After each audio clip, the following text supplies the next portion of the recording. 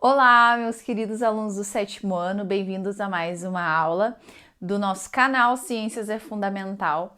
Hoje a aula não vai ser tanto de conteúdo, eu explicando os conteúdos, eu vou dar sim uma noção geral para vocês, mas eu quero direcionar vocês neste nosso estudo, né, desses dois assuntos que estão dentro deste capítulo. É o capítulo 5, nós vamos falar de condições de saúde, que são, na verdade, indicadores sociais e econômicos, ou seja, popularmente conhecidos como indicadores socioeconômicos. Por que eu não vou falar e explicar tanto sobre esses assuntos? Porque vocês veem alguns desses indicadores socioeconômicos em geografia, né? E alguns destes assuntos trazidos aqui também às vezes são abordados em ensino religioso, como por exemplo discriminação e racismo, né? Nós trabalhamos bastante, vocês podem inclusive trabalhar estes indicadores não só em geografia, mas também em português, enfim, em artes, em ensino religioso. Então, estes assuntos também são abordados bastante em noticiários, por exemplo, são assuntos do nosso dia a dia, né? Esses indicadores. Então, vira e mexe, vocês ouvem falar da taxa de desemprego, por exemplo, do índice de escolaridade, de notas e coisas nesse sentido, né? Notas no sentido, notas do Brasil ou do Rio Grande do Sul com relação à educação geral do povo, né? Além desses índices, também fala nesse capítulo uma noção bem básica do que seria alimentação saudável. Então, nós vamos estudar os nossos nutrientes, mas também, dentro desses nutrientes, nos aprofundando um pouco mais nas vitaminas e sais minerais, a função de cada uma dessas vitaminas e dos sais minerais, tá? Eu vou falar rapidamente sobre isso na aula de hoje. Então, nessa primeira parte, né, dos indicadores sociais e econômicos, por que isso, pessoal? Por quê? Porque nós estamos falando de cuidados com a nossa saúde, né? Mas não só pessoalmente nós temos que cuidar da nossa saúde, mas também de maneira geral, nós precisamos de uma saúde. Não só o Estado precisa cuidar dessa nossa saúde, mas este fato também nos afeta, não é? Como, por exemplo, o índice de desemprego, que é um índice medido, imagina como quando nós estamos desempregados, quando o índice de desemprego é muito alto, né? Quando vem uma crise, será que isso não afeta na nossa saúde? Com certeza, não é?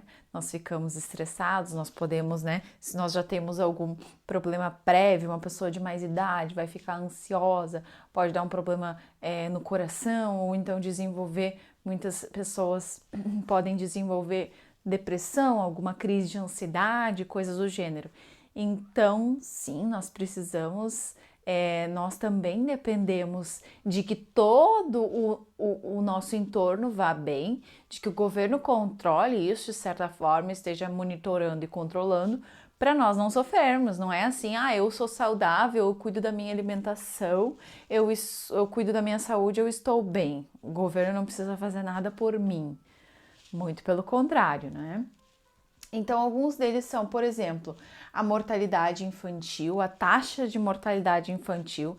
Geralmente é quantas crianças morrem a cada 1000 durante um ano, por exemplo.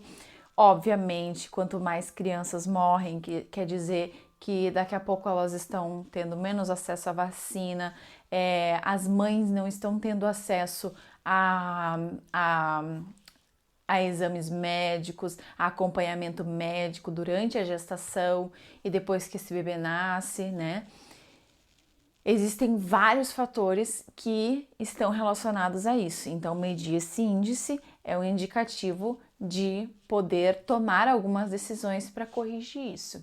A expectativa de vida, não é? É quanto tempo médio uma pessoa pode viver. Em alguns países essa expectativa de vida é maior, em outras é menor, vai variar de acordo também com outros vários indicadores, não é? A disponibilidade de água tratada, de medicamentos, não, de assistência médica, também de coisas que falam, por exemplo, do nosso lazer, como é que é a nossa qualidade de vida. Muitos aspectos estão relacionados a essa expectativa de vida, né? Então, é um bom indicativo de que é bom viver num país ou não, é essa expectativa de vida da sua população. A escolaridade, obviamente, que uma pessoa, por exemplo, analfabeta, vai ter mais dificuldades em conseguir um emprego, pode ter, então, uma série de fatores relacionados a isso que vão estar afetando a sua saúde, né? Quanto maior a escolaridade, melhor vai ser a qualidade de vida desse cidadão, né? Com certeza. Então, vamos ficar ligado aí nos nossos estudos para que nós consigamos seguir adiante aumentando a nossa escolaridade. Consequentemente, nós aumentamos assim nossa qualidade de vida. Não é bom isso? O analfabetismo está ligado à qualidade de vida. E uma coisa muito importante que eu quero ressaltar para vocês é o nosso... Deixa eu ver aqui. Está dando algum problema no áudio? Parece que estava dando um problema no áudio. Bom, vamos ver depois. Parece que está dando um problema. É o saneamento básico, né? O que é saneamento básico? É que as pessoas tenham acesso à coleta de lixo, tratamento e coleta de esgoto e também água tratada encanada. Muitas pessoas não têm acesso a essas questões básicas do nosso dia a dia, né? Aqui na nossa realidade, na nossa cidade, a região central tem coleta de esgoto, por exemplo, coleta de lixo. Às vezes, em algumas regiões do interior não tem coleta de lixo, pelo menos não todo dia, né? Então, não muito distante de nós, existem locais onde não existe o saneamento básico adequado. E isso vai afetar, sim, na nossa qualidade de vida, na nossa saúde. Imagina, tu não ter água tratada, água encanada. Aí, esses índices vão estar diretamente relacionados às questões de saúde que nós já estudamos enquanto antes de começarem as aulas no Google Sala de Aula, nós vimos todas as doenças virais, bacterianas e lá tinha as verminoses, né? Alguns vermes saem pelas fezes e as pessoas se contaminam por quê? Porque tem contato com as fezes. Às vezes andando pé descalço com as fezes espalhadas, né? Então, isso seria o que nós estudamos antes de ver aquelas verminoses. Mas nós já vimos isso, agora vocês estão podendo entender melhor. Oi, meu amor. Vai lá no papai, vai, por favor. Mãe tá gravando aula. Aí nós temos as questões de discriminação, que eu comentei com vocês também. E aí nós entramos na alimentação saudável, tá? O que são os nutrientes? Os nutrientes são todos aqueles que vão nos fornecer substâncias para nos dar energia e construir o nosso corpo, certo? Então, muitos deles podem ser classificados como energéticos ou então construtores. Ou ainda, eles podem ser classificados como funcionais. Deixa eu ver qual é a palavra que usa no termo...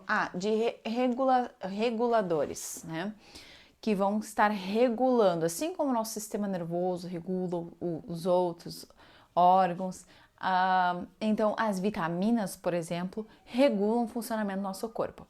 Quem são, então, os alimentos que nos dão energia?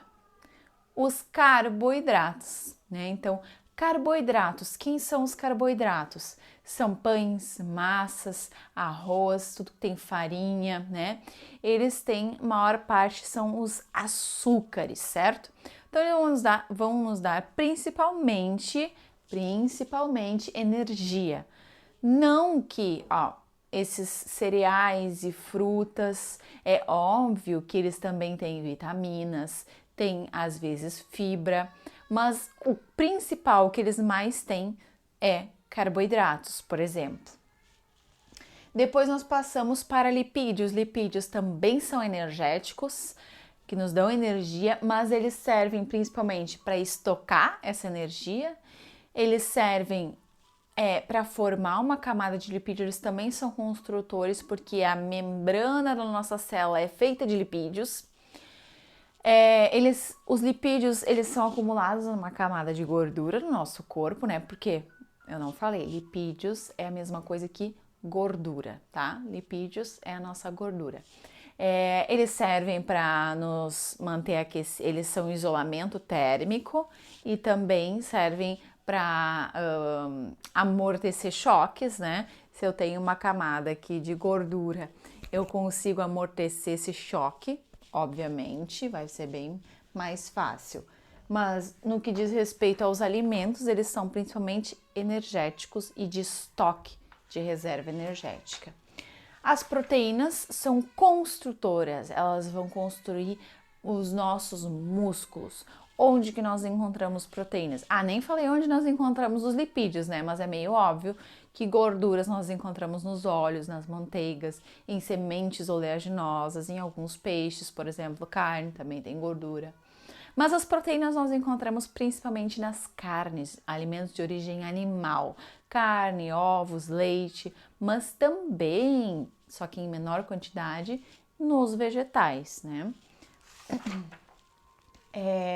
As proteínas então servem para construir o nosso corpo. Muitas coisas acontecem no nosso corpo, são feitas através de vários tipos de proteínas. As vitaminas, então, elas são reguladoras. E o que eu vou falar? Eu não vou entrar em detalhes em cada tipo de vitamina, eu vou compartilhar com vocês uma tabela simples, como essa daqui, tá? Que são o nome das vitaminas, né? A sigla delas, as fontes, as doenças causadas pela carência dessa vitamina e também as funções no organismo de cada uma dessas vitaminas, né? Sempre associadas às vitaminas, nós temos os sais minerais. Então, esses sais minerais, vitaminas e sais minerais, muitas vezes eles funcionam juntos para regular o nosso corpo. Um exemplo é o exemplo da vitamina D, encontrada não. Nosso corpo assimila ela quando nós tomamos banho de sol, por exemplo, né? Uma coisa importante é que essas vitaminas, elas não são produzidas no nosso corpo, nós precisamos ingerir elas, então é muito importante que nós tenhamos uma alimentação equilibrada para conseguir suprir todas as nossas necessidades de vitaminas e outros nutrientes como carboidratos e proteínas, né? E lipídios também, precisamos de lipídios. Então, um exemplo da vitamina D que nós adquirimos através de alguns alimentos, mas principalmente tomando banho de sol. Essa vitamina D é necessária para fixar o cálcio. O cálcio é um sal mineral, é um dos sais encontrados no leite, por exemplo. Este cálcio nós precisamos nos nossos ossos. Ele é fixado, ou seja, colocado nos ossos através da vitamina D. Então, eles funcionam juntos e por isso o fato de nós precisarmos uma alimentação equilibrada que supra todas as nossas as necessidades de todas as vitaminas e nutrientes que o nosso corpo precisa, quer dizer, vitaminas e sais minerais. Então essa é uma tabela que eu coloquei. Vou compartilhar com vocês também essa pirâmide nutricional. Eu tenho certeza que vocês já estudaram isso, por exemplo, talvez no 5º ano. Então também não é muita novidade falarmos sobre alimentação saudável, porque eu tenho certeza que vocês já têm uma boa noção de o que é uma alimentação saudável, que nós precisamos consumir mais frutas, verduras, né? E consumir menos como refrigerantes, doces e, por exemplo, muitas gorduras em excesso, frituras, também devemos evitar. Tá bom? Encontro vocês na sala de aula, espero que vocês tenham gostado. Fiquem com Deus, tô morrendo de saudade de vocês. Um beijo. Até a próxima!